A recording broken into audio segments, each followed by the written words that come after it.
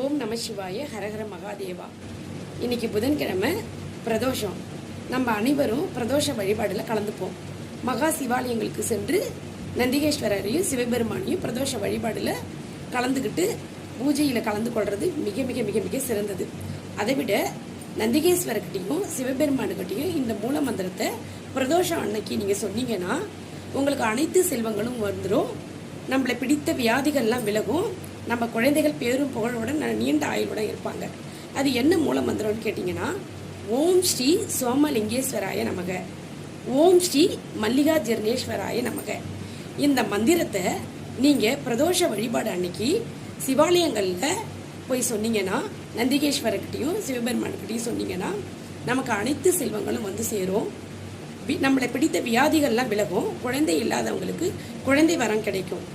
நீங்கள் வேணால் செஞ்சு பாருங்கள், நல்லதே நடக்கும்.